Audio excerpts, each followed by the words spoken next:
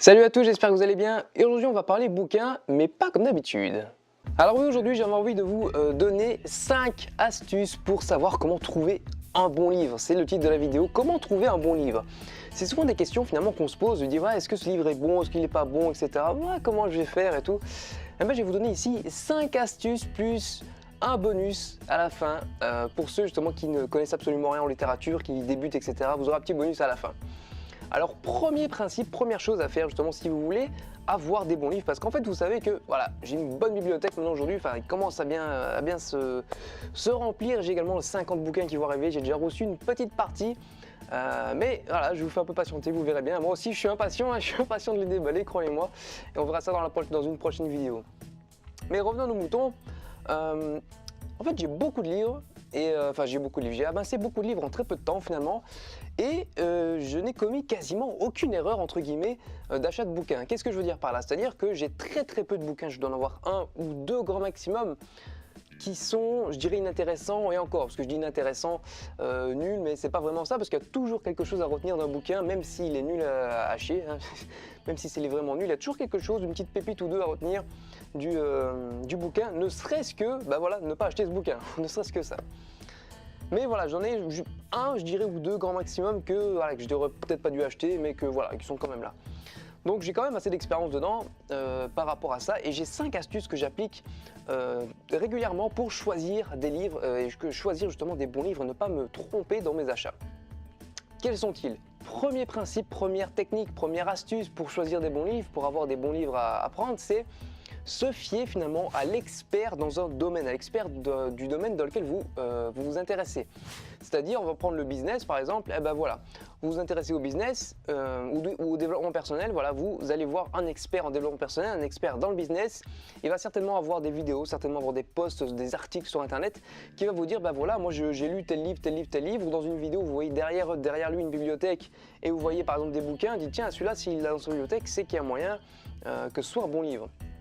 Ou simplement il va faire une vidéo pour vous expliquer ce qui moi m'est arrivé assez régulièrement, c'est ce que je check souvent, vous tapez ça sur YouTube, meilleur livre de machin, et avec le nom de l'expert dans le domaine, ou simplement si l'expert lui-même a écrit un bouquin, c'est aussi un très bon moyen de trouver un bon bouquin, ils vont justement vous dire quel bouquin acheter, etc. Donc c'est un très bon moyen des plus efficaces finalement de ne pas vous tromper. C'est un expert qui vous dit il faut acheter tel livre, donc vous le suivez bêtement quelque part et vous achetez ce livre-là, c'est ce que j'ai fait pour beaucoup de livres. Pour Père riche, Père pauvre, pour les idées qui collent, par exemple des trucs de marketing, etc. C'est ce que j'ai fait.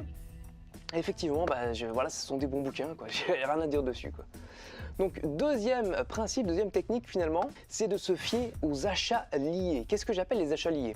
C'est-à-dire que si vous faites comme moi, que j'achète les livres sur Amazon, bien souvent quand vous achetez un bouquin, juste en dessous de la description du bouquin, du livre, vous avez les achats qui sont faits en correspondance avec ce bouquin. Et il y a souvent marqué ceux qui ont acheté ce bouquin-là ont aussi acheté celui-là et celui-là. Bien souvent, ce sont des achats qui correspondent un petit peu dans le domaine que vous cherchez et souvent sont d'une même qualité. Et moi, ce que je vous recommande, c'est de vous attarder justement sur ces achats qui sont liés, ces achats qui sont justement fréquemment achetés ensemble, ces bouquins qui sont fréquemment achetés ensemble. Je vous conseille vraiment de les regarder, de checker, parce que bien souvent, j'ai fait des achats, je dirais un peu parallèles avec ça, et qui m'ont apporté justement j'ai connu des auteurs que je n'aurais pas connus autrement, et qui m'ont, comme par exemple Robin Sharma, voilà, que j'aime beaucoup d'ailleurs, et ça va être un point que je vais développer plus tard. Ça vous permet de découvrir d'autres horizons, de découvrir d'autres auteurs qui vont vous permettre justement d'augmenter un petit peu votre bibliothèque, et souvent sur des bases entre guillemets saines, mais des bases sûres en termes de qualité de bouquin. Donc c'est quelque chose que je vous recommande vraiment, c'est de vous fier justement aux achats liés par rapport à l'achat que vous voulez faire de base. Ensuite, troisième principe qui est un peu lié au principe juste avant, c'est de se fier aux avis justement des acheteurs, des internautes qui vont acheter ce bouquin. C'est-à-dire que c'est bien de se fier justement aux achats liés, mais c'est encore mieux de vérifier entre guillemets derrière si cet achat est justifié ou pas. D'ailleurs, ça m'a permis justement de ne pas acheter certains bouquins qui, je pense que j'aurais fait une erreur. C'est-à-dire que des bouquins sur la couverture qui me semblaient bien, des avis qui au début qui me semblaient pas mal, la quatrième de couverture qui était pas trop dégueu. Je me dis ok, ça, il y a moyen de se fier à ça et en checkant un petit peu tous les commentaires. Alors qu'est-ce que je fais moi quand je check les commentaires? Souvent sur Amazon vous avez des étoiles. Souvent ce que je fais c'est que je check un petit peu ceux qui ont beaucoup d'étoiles pour voir un petit peu les avis positifs qu'il y a, et également je check ceux qui ont de très peu d'étoiles, voire pas du tout, voire une étoile ou 2 étoiles, pour savoir quel négatif, qu'est-ce qu'il y a de négatif par rapport à ça. Alors bien souvent, je vous le cache pas, c'est oui le délai de livraison, le truc a été corné, voilà, donc c'est des trucs qui sont sans intérêt, mais de temps en temps c'est ce qui m'a sauvé la vie quelque part par rapport à des achats, c'est d'avoir, eh ben oui les achats, les trucs positifs, c'est simplement sa famille qui a dit ça, il raconte n'importe quoi, c'est pas mal, c'est pas bon, etc. Alors il faut bien essayer de faire la part des choses et pas tomber sur des personnes aigries ou qui parlent sous le coup de la colère et à chaud comme ça, et faire la part des choses, voir un petit peu si ça vous convient ou pas. Mais de vous baser là-dessus, c'est un très bon moyen de ne pas faire d'erreur. Justement, comme moi, j'ai dû faire une ou deux erreurs, mais bon, en gros, j'ai pas trop fait d'erreurs et ça m'a permis justement de ne pas acheter des bouquins que je pense j'aurais regretté par la suite. Ensuite, dans cette même technique, je vais regrouper une autre aussi, une petite astuce, c'est vous fier à la 4e de couverture. C'est un très bon moyen, c'est un moyen que j'imagine que vous utilisez vous-même si vous achetez des bouquins et que beaucoup de gens utilisent. C'est justement, vous avez souvent la 4e de couverture. C'est quoi la 4e de couverture si vous ne connaissez pas? Ça, c'est la première de couverture, d'accord? Donc c'est la couverture de base, et la 4e de couverture, c'est ici. C'est souvent, il y a un texte qui résume un petit peu le bouquin, qui résume aussi un petit peu l'auteur, etc. Et c'est un très bon moyen d'avoir un aperçu, finalement, du bouquin, de savoir un peu ce qu'il y a dedans, si ça vous correspond ou pas. C'est un très bon moyen, couplé avec les avis des gens, un très bon moyen de faire la part des choses et justement de d'écrémer un petit peu tous les avis et tout ce qu'il y a autour du livre pour savoir si vous voulez l'acheter ou pas. Donc c'est de très bons moyens jusqu'ici que je vous donnais pour trouver un bon livre. Mais c'est pas tout. En 4e point, en 4e principe, moi ce que je vous propose de faire, c'est de vous balader sur internet. Si vous cherchez par exemple un bon livre de développement personnel, moi ce que je vous conseille de faire, c'est taper meilleur livre de développement personnel sur internet, parce qu'il y a beaucoup de tops, comme on dit, qui sont faits sur internet, beaucoup de tops et de voilà, top 10, top 15, top 5, top 22 des meilleurs livres de développement personnel. Et ce que je vous conseille de faire, c'est d'aller les checker et de ne pas en checker un seul, mais d'aller regarder 3, 4, 5 peut-être, pour justement voir un petit peu quel livre revient souvent dans le top 3, dans le top 5 justement de ces livres-là. Et si vous avez quelques livres que vous possédez déjà dans ces tops, c'est un très bon moyen de voir si les tops sont de bonne qualité ou pas. Parce qu'il faut aussi savoir que les tops sont souvent faits pour vendre quelque part, pour faire des vues, pour faire de tout ce que vous voulez, pour faire du trafic et tout. Parce que le top fait vendre. Oui, le top fait vendre. Donc il faut bien aussi faire attention à ne pas tomber à des tops un petit peu nuls qui ne servent à rien. Donc c'est un très bon moyen de checker plusieurs tops pour savoir un petit peu quel livre arrive souvent dans le haut du classement, et également savoir si vous-même vous avez quelques bouquins, quelques recommandations que vous avez faites auparavant, quelques achats que vous avez fait auparavant, qui sont aussi dans les tops pour voir un petit peu la qualité de ces classements. Donc c'est un très bon moyen de trouver de nouveaux livres, également de trouver de nouveaux horizons, de trouver de nouveaux auteurs qui sont attraits à ce que vous cherchez. Donc c'est ce que je vous conseille de faire. Tapez sur internet top livre développement personnel, meilleur livre de développement financier, meilleur livre de business. C'est un très bon moyen justement de trouver de très beaux bouquins dans ces domaines. Ensuite, 5e et dernier point que je vais vous donner sans compter le bonus derrière. Le 5e point, c'est de vous fier aux auteurs. Qu'est-ce que je veux dire par là? Si par exemple, comme moi, vous avez eu un coup de cœur pour un auteur, qui moi était Robin Sharma par exemple, voilà, Robin Sharma ça a été un coup de cœur pour moi, d'accord?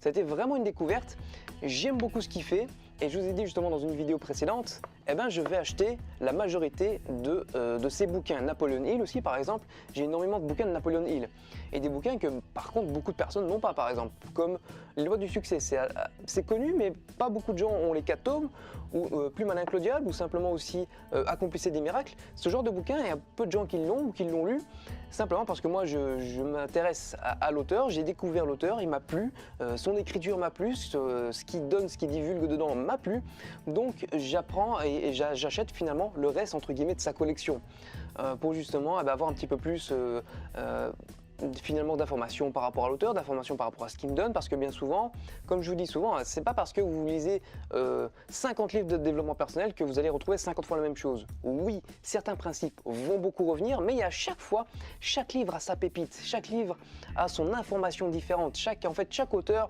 et chaque livre a sa vision différente par rapport à ces choses-là, et même un auteur par rapport à ses propres livres qui par exemple, on va prendre Napoléon Hill, par exemple, il prend, on prend les lois du succès, puis on prend Plus malin que le diable, et puis on prend Accomplissez des miracles. Sa vision de la vie a changé au fur et à mesure, donc son écriture a changé, et ce qu'il divulgue comme information change également au fur et à mesure de son écriture. Donc c'est aussi hyper intéressant de, finalement de faire sa petite collection de cet auteur, comme par exemple si moi, voilà, en termes de romans, moi j'aime beaucoup ici Jules Verne. J'ai acheté pas mal de bouquins de Jules Verne. Donc là c'est l'île mystérieuse, mais j'ai aussi 20 milieux sous les mers, donc c'est des trucs assez connus. J'ai d'autres qui sont un peu moins connus comme le Sphinx de glace ou De la Terre à la Lune, tout genre de choses. J'aime beaucoup cet auteur, donc je m'attarde un petit peu à son univers quelque part qu'il a développé. C'est un très bon moyen de ne pas vous tromper en termes de bouquins. Et on arrive enfin au 6e point bonus. Le 6e point bonus, quel est-il?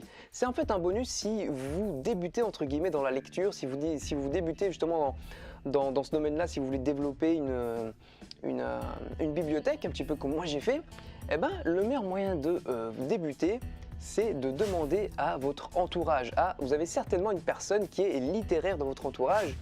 C'est mon cas, j'imagine que c'est le cas de tout le monde. Quelqu'un qui est justement très axé littérature, etc.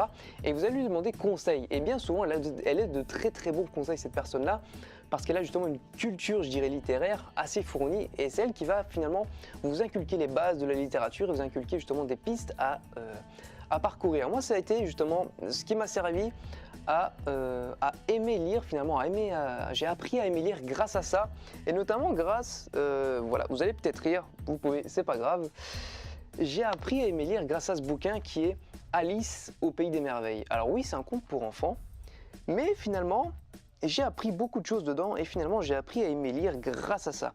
Donc, pour moi, ça reste un bouquin très cher à mon cœur parce que ça m'a appris à me développer en termes de littérature. Et d'ailleurs, je discutais avec un ami qui était aussi très surpris parce que si on remonte, je dirais 3, 4, 5 mois en arrière, avoir une bibliothèque comme ça, c'était impensable pour moi. C'était tout simplement impensable. Je ne pouvais pas avoir un livre entre les mains, ça me donnait des boutons.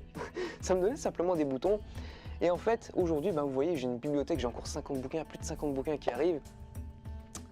Donc voilà finalement. Donc moi ce que je vous conseille de faire, c'est suivre justement ces 5 étapes et pas simplement une ou deux ou peut-être quelques-unes, c'est simplement les regrouper toutes en même temps pour justement avoir une force, je dirais, d'écrémage par rapport à tous les bouquins qui existent, parce qu'il y a beaucoup de livres qui s'écrivent chaque année.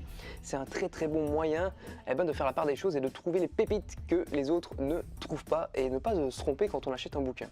Et si vous débutez justement dans cette littérature, dans ce développement littéraire, j'ai envie de dire, demandez à quelqu'un qui est très axé littérature, qui a fait des études par exemple là-dedans, etc., qui sera de très très très bons conseils pour vous orienter dans des domaines que vous cherchez, dans des domaines de littérature, dans des bouquins, des recommandations qui sont très très qualitatives. Donc c'était un petit peu ma vidéo du jour, comment choisir un bon bouquin. Donc cette vidéo touche à sa fin, malheureusement, j'ai envie de vous dire malheureusement, mais je ne vous laisse pas sans rien, non je ne vous laisse pas sans rien, je vous propose, vous êtes tout à fait libre justement d'accéder juste en dessous de la vidéo aux 47 étapes que j'ai spécialement écrites pour vous. Vous savez que j'ai lu énormément de bouquins de développement personnel, de succès, etc. J'ai condensé pour vous 47 étapes à suivre, pas à pas, 47 étapes pour atteindre votre objectif quel qu'il soit, que ce soit domaine personnel, émotionnel, financier, je dirais même professionnel, n'importe quel domaine, même spirituel, dans n'importe quel domaine, vous pouvez accomplir justement ces 47 étapes. En suivant ces 47 étapes, vous accomplirez votre objectif, c'est certain. C'est gratuit, vous êtes tout à fait libre de le prendre ou de ne pas le prendre, faites ce que vous voulez. C'est gratuit, c'est dans la description, c'est le lien que vous avez juste en dessous, les 47 étapes du succès. C'est pour vous, c'est gratos parce que je ne veux pas vous laisser sans rien. Et c'est mon cadeau finalement, on arrive en fin d'année, c'est mon petit cadeau de fin d'année, voilà. Les 47 étapes du succès pour justement que vous atteigniez votre succès. C'est tout ce que je vous souhaite, tout le mal finalement que je vous souhaite.